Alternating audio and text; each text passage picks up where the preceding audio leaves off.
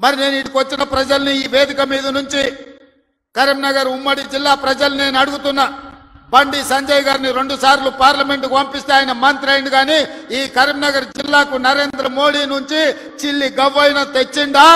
ఈ కరీంనగర్ అభివృద్ధి కోసం వారు ఎప్పుడైనా పార్లమెంట్లో మాట్లాడిండా? మీరు ఆలోచన చెయ్యండి. అంతకంటే ముందు 3 సార్లు టీఆర్ఎస్ వాళ్ళని గెలిపించింది. వాళ్ళు గుండు సున్ననే ఈ కరీంనగర్ జిల్లాకి ఇచ్చింది.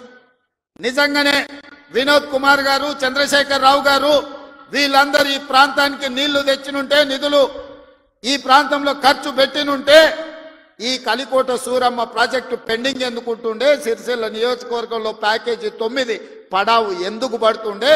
ఈ దేవుడు రాజన్న కోడె దూడలను ఇచ్చి కోరికలు నెరవేర్చే రాజన్న మందిరం 10 సంవత్సరాలు పడావు పడ్డట్టుగా ఎందుకు ఉంటుండే అని నేను ఈ మిత్రులను అడుగుతున్నా. దాదాపుగా ఈ 10 సంవత్సరాలలో చంద్రశేఖర్ రావు గారు 20 లక్షల కోట్ల రూపాయల బడ్జెట్ ఖర్చు పెట్టిండు. తెలంగాణ రాష్ట్రాన్ని 7 లక్షల కోట్ల రూపాయల్లో అప్పుల ఊబిలో ముంచిండు. 7 లక్షల కోట్ల రూపాయల అప్పు తెచ్చిన చంద్రశేఖర్ రావు, 10 సంవత్సరాలలో 20 లక్షల కోట్ల రూపాయలు ఖర్చు పెట్టిన చంద్రశేఖర్ రావు 100 కోట్లతోని రాజన్న దేవాలయాన్ని పూర్తి చేయలేకపోయిందా? ప్యాకేజ్ నెంబర్ 9 సిరిసిల్లలో ఎందుకు పడావు పడ్డది?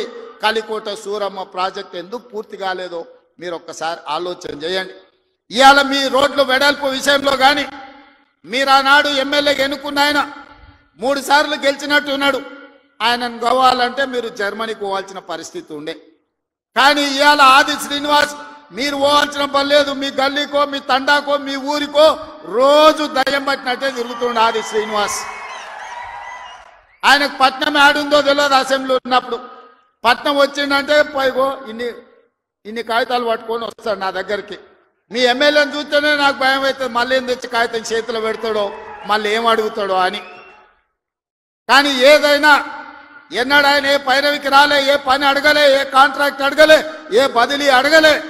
ఈ వేములవాడ నియోజకవర్గానికి దాదాపుగా 35 ఏళ్ల నుంచి వివిధ హోదాలలో నేను పనిచేసిన, ఇండిపెండెంట్ గా నిలబడ్డా, పార్టీ నుంచి నిలబడ్డా, నన్ను ఆశీర్వదించి హక్కును చేర్చుకొని నన్ను గుండెల్లో పెట్టి చూసుకున్నారు. నాకు ఒక అవకాశం వచ్చింది, నా జన్మ ధన్యమైతుంది. పనులు చేస్తే మీరు సహకరించాలి.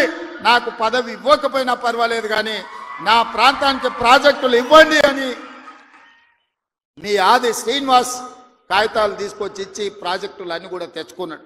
నాకు కూడా ప్రజల కోసం, ప్రాంత అభివృద్ధి కోసం అడిగే ఎమ్మెల్యేలన్నా, ప్రజాప్రతినిధులన్నా నాకు కూడా చాలా ఇష్టం. సిరిసిల్లలో అన్ని పనులు చెయ్యాలనుకున్నా, అంతా సవ్యంగా జరిగింది. కానీ సిరిసిల్లలో తప్పిదం జరగడం వల్ల ఈరోజు సిరిసిల్లలో కేకే మహేందర్ రెడ్డి మనకి ఎమ్మెల్యే కాలేదు.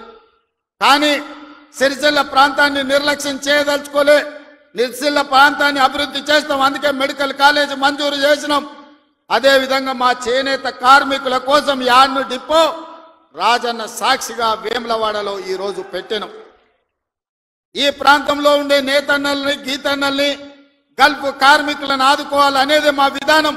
గల్ఫ్ కార్మికుల విషయంలో మా మేడిపల్లి సత్యం కావచ్చు, మా డాక్టర్ కవంపల్లి సత్యనారాయణ గారు కావచ్చు, పెద్దలు జీవన్ రెడ్డి గారు, ఆది శ్రీనివాస్ ఈ ప్రాంత జగిత్యాల కోరుట్ల ప్రాంతం నుంచి ఇక్కడ నుంచి వలసలు పోయే గల్ఫ్ కార్మికుల గురించి గల్ఫ్ బోర్డు పెట్టాలి.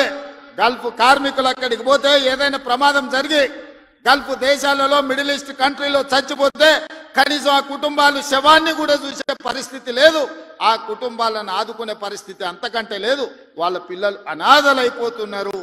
ఆ కుటుంబాలను ఆదుకోవాలని పాదయాత్ర సందర్భంగా చెప్తే మన ప్రభుత్వం, ప్రజా ప్రభుత్వం గల్ఫ్ కార్మికులను ఆదుకోవడానికి బోర్డుతో పాటు అక్కడ ఎవరైనా ప్రమాదవశాత్తు చనిపోతే 5 లక్షల రూపాయల నష్ట పరిహారం ఇవ్వాలని ఇవాళ గల్ఫ్లో చనిపోతున్న వాళ్ళ కుటుంబాలకు నిన్ననే చనిపోయిన వాళ్ళందరూ కూడా ఖాతాలో 5 లక్షలు పడ్డాయని నేను భావిస్తున్నా. ఎందుకంటే నేను బయలుదేరే ముందు నిన్న వరంగల్లో మా అధికారులకు ఆదేశాలు ఇచ్చిన. గతంలోనే నేను కొంతమంది బాధితులు ఉంటే సెక్రటేరియట్కి పిలిచి వాళ్ళకి చెక్కులు ఇవ్వడం జరిగింది. నేను ఎందుకు ఈ మాట చెప్తున్నంటే, ఈ ప్రాంతంలో ఉన్న చేనేత కార్మికులు, బీడీ కార్మికులు ఈ ప్రాంతంలో వలసలు ఎక్కువ. పాలమూరు నుంచి తట్ట పనో, పార పనో, మట్టు పనో, లేకపోతే బొంబాయో, దుబాయ్ పోయే పరిస్థితులు ఉంటే ఇక్కడ పూర్తిగా గల్ఫ్ మిడిల్ ఈస్ట్ కంట్రీలకే వెళ్తున్నారు. వీళ్ళ కోసం ప్రత్యేకమైన బోర్డు తేవాలి, వీళ్ళని ప్రత్యేకంగా ఆదుకోవాలి, వీళ్ళ పిల్లలకు ఒక మంచి చదువులు ఇవ్వాలి, వాళ్ళకు మంచి భవిష్యత్తు ఉండాలి అని ఇవాళ గల్ఫ్ కార్మికుల గురించి మన ప్రభుత్వం ఆలోచన చేస్తున్నది. తప్పకుండా తొందరలోనే ఇప్పుడు 11వ నెలలు ఉన్నాం. 10 నెలల్లో 4 నెలలు పార్లమెంట్ ఎన్నికలకే పోయినాయి. మీకు తెలుసు, మనం సరిగ్గా పరిపాలన చేసింది వచ్చిన కొత్తలో కొత్త సంసారమే 2-3 నెలలు. ఆ తర్వాత 4 నెలలు పార్లమెంట్ ఎన్నికల్లోనే పోయినాయి. 7 నెలలు తీస్తే సరిగ్గా కుదురుగా కుర్చీలో కూర్చొని సచివాలయానికి పోయి అధికారులతో మాట్లాడి పరిపాలనపరమైన నిర్ణయాలు తీసుకున్నది 4 నెలలే అని చెప్పి ఈరోజు తెలంగాణ సమాజానికి 4 కోట్ల ప్రజలకు నేను చెప్పదలుచుకున్నా.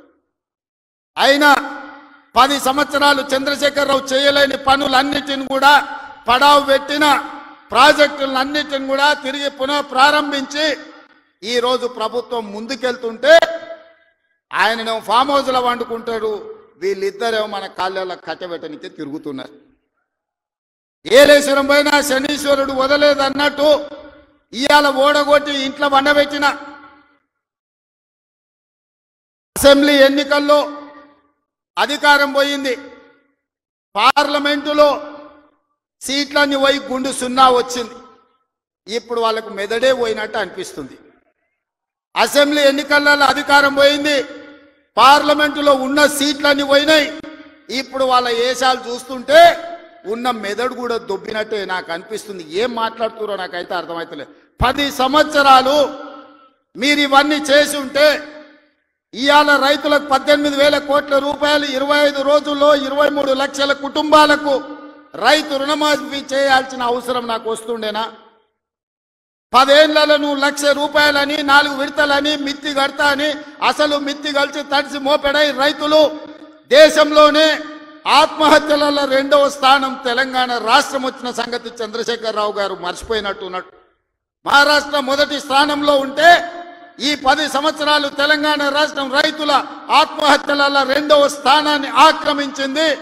నువ్వు రైతు రుణమాఫీ చేస్తా అని మొదటి 5 సంవత్సరాలు 1,00,000 రూపాయలు చేస్తా అని 4 విడతలని 5 ఏళ్ళని నువ్వు ఆ 1,00,000 చేసే లోపల ఇంకొక 1,00,000 మిత్తి అయింది. అసలు మిత్తి తడిసి మోపెడైంది. రెండవసారి మళ్ళీ 1,00,000 రూపాయలు ఇస్తాని 5 ఏళ్ళైనా 1,00,000 రూపాయలు పూర్తి చేయలే. ఆ 5 ఏళ్లలో ఆయన ఇచ్చింది 11,000 కోట్ల రూపాయలు. ఇవాళ చంద్రశేఖరరావు గారిని అసెంబ్లీకి రమ్మనుండ్రి, లెక్కలన్నీ తీసి నేను చదివి వినిపిస్తా. 5 ఏళ్ళు అధికారంలో ఉన్న నువ్వు 11,000 కోట్ల రూపాయల రైతు రుణమాఫీకి 5 ఏళ్ళు తీసుకుంటే ఇందిరమ్మ రాజ్యంలో కాంగ్రెస్ ప్రభుత్వం 25 రోజుల్లో 23 లక్షల కుటుంబాలకు దాదాపుగా 18,000 కోట్ల రూపాయల రైతు రుణమాఫీ చేసి 2 లక్షల వరకు ఉన్న రైతాంగానికి మేము రుణమాఫీ చేస్తే పెద్ద మనిషిగా అభినందించాల్సింది పోయి, ఒకవేళ మనిషి పెద్ద మనిషివైనా నీకు చిన్న బుద్ధి ఉంటే మౌనంగా నన్ను ఉంటావేమో అనుకున్నా. కానీ అన్ని చిల్లర మాటలే మాట్లాడుతున్నారు. ఒక్కటన్నా అక్కడికి వచ్చేది మాట్లాడుతురా? ఎవడన్నా సంసారం చేసేటోడు మాటలు మాట్లాడుతురా? వాళ్ళు తండ్రి కొడుకు అల్లుడు వాళ్ళని చూడండి ఒక్కసారి వాళ్ళు ఏమేమి మాట్లాడుతున్నారో చూడండి. 10 ఏళ్ళు ప్రభుత్వం నడిపినాడు, 10 నెలలు కాకముందే నువ్వు దిగిపో మేము కూర్చుంటామంటారు. 10 ఏళ్ళు కూర్చున్నారు కదా, ఏం ఎలుగబెట్టారు? ఎలుగబెడితే ఏం ఎలుగబెట్టారో చెప్పండి. 10 ఏళ్ళు మీరు చేయలేని పనులు మేము చేస్తుంటే మీకు కడుపు నొప్పి వచ్చిందా? మీకు కాలు నొప్పి అయిందా? ఏం నొప్పి అయింది? మీకు ఏడో నొప్పి లేస్తుంది? నాకు అర్థమైతలేదు. మీ నొప్పికి మా కార్యకర్తల దగ్గర మందు ఉన్నది, పెడతారు. ఏడ పెట్టాలో ఆడా మీకు నొప్పి లేచిన కాడ మా వాళ్ళు మందు పెడతారు, సిద్ధంగానే ఉన్నారు. మీరు అనుకుంటున్నాం సోషల్ మీడియాలో 4 హౌల పోస్టులు పెట్టి పెద్ద మొనగాళ్ళం అనుకుంటున్నట్టున్నారు. మా వాళ్ళు ఏంటంటే అధికారం వచ్చింది ఇప్పుడు తొందరగా ఉంది అని కొంచెం రిలాక్స్ అవుతున్నారు. వస్తున్నాయి స్థానిక సంస్థల ఎన్నికలు, మా వాళ్ళు తయారవుతారు, అప్పుడు తెలుస్తుంది ఇద్దరికి బామార్దులకు. ఇవాళ నేను అడిగేది ఒక్కటే, 10 ఏళ్లల్లో నువ్వు చేసిన రైతు రుణమాఫీ అంతా లెక్కలు తీద్దాం. ప్రభుత్వం నా దగ్గరనే ఉంది, వ్యవసాయ శాఖ మంత్రి ఈ వేదిక మీదనే ఉన్నారు తుమ్మల నాగేశ్వరరావు గారు.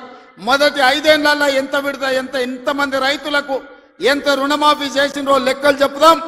రెండో విడత 5 ఏళ్ల మళ్ళా అధికారంలోకి వచ్చినాక ఎంతమంది రైతులకు ఎన్ని కోట్ల రూపాయలు ఇచ్చిండ్రో లెక్క తీద్దాం.